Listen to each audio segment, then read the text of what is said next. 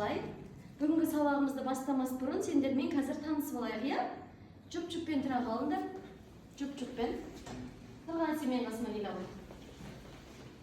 Бір-бірлеріңе қарап тұрыңдар. Мына жерде тақтадан тұр, тақтада көрсетіліп тұр. Бір-бірімізге солай жасайық.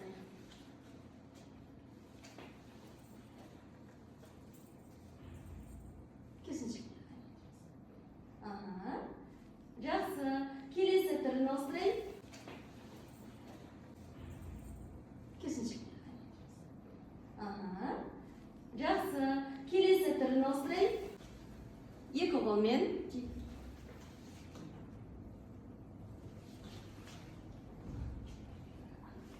Жасай алғадыңыз ба? Ага, жақсы. Келесі. Өте жақсы. Және де бізде соңғысы қолымызды беріп. Жақсы, балалар, отырыңдар. Балалар, бүгінгі бағалау парағы қазақ үй әдісі арқылы кастингтерге бір-бірден таратып берем. Өздеріңді мына шкала бойынша бағалайтын боласыңдар, жақсы ма? Сабақ барысында.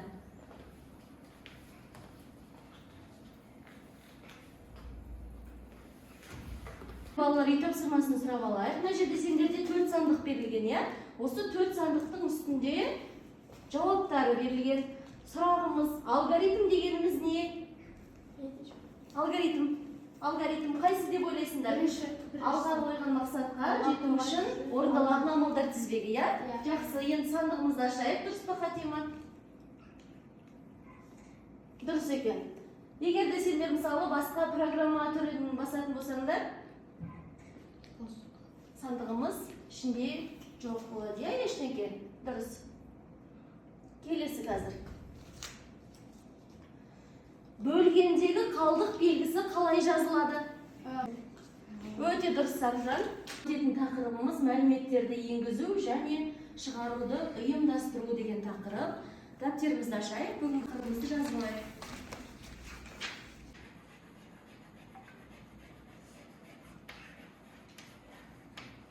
Мәліметтерді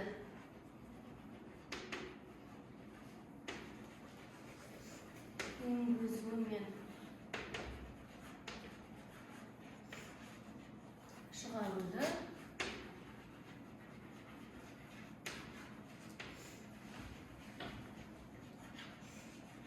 негізгі бізде екі оператор балалар бар екен, балалар.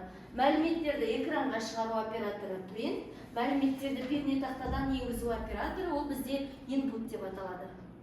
Параметр арқылы жолдардың ортасында мынандай бөлгіштер орнатуға болады екен. Қараңдар. 1, үтір, 2, үтір, 3, иә? Одан кейін тағы да үтір қойып, септі қойып, теңдікті былай жазатын болсақ, нәтижесінде 1, 2, 3-тің орталарында мынандай белгі қойылады екен. Балалар, барлықтарын тақтаға зер салыңдар. Мәліметтерді енгізу мен шығаруды ұйымдастыру. Мәліметтерді шығару қайсы бізде? Print, иә? Printті. Программалауды біз жазған кезде принтпенен шығарады екенбіз, жақсы. Ал енгізу, ол бізде input деп аталады. Input. Қазір дәптерлеріңді ашыңдар. Дәптерлеріңді 112-ші бетте дәптерде орындайық тапсырмасын жазамыз.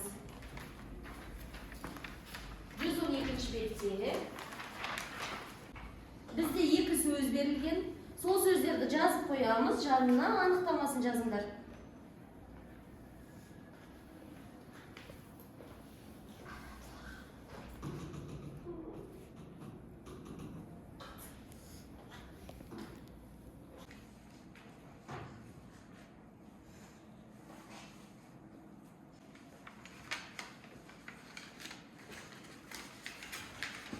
Келдер, балалар, барлығымыз ортаға шеңбер жасап тұрайық, серіктің сәті. Қолдарымызды ұстайық. 1-ден 11-ге шейін санаймыз, иә? 11 саны кімге түс қалса, сол санды айтып боларың керек, жарай ма? Кім оны айтып қояды, ойына шығып отырамыз, жақсы ма? Ал бастаңдар. 1, тез. 5, 6, 7, 7, 10, 1,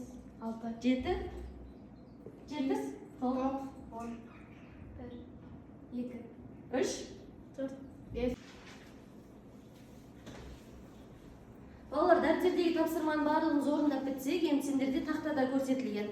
Компьютерде орындап bunday topshirmasi var. Sol 112-betdagi kitaplarni olib olinglar da, barlig'imiz kompyuterga shayrasak.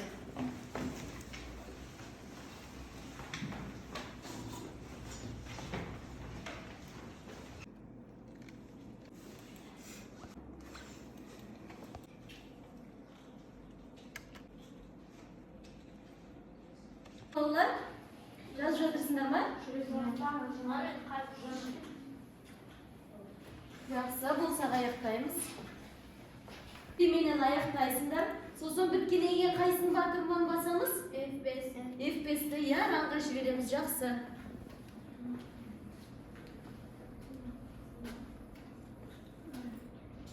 Qani bo'ldi?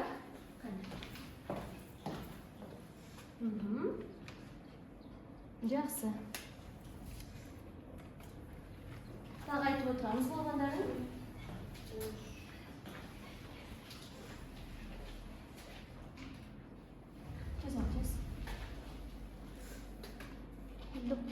Aha. Bo'ldi Beza? Tamasha. Aha. Jaraysiz bolalar. Bo'ldi.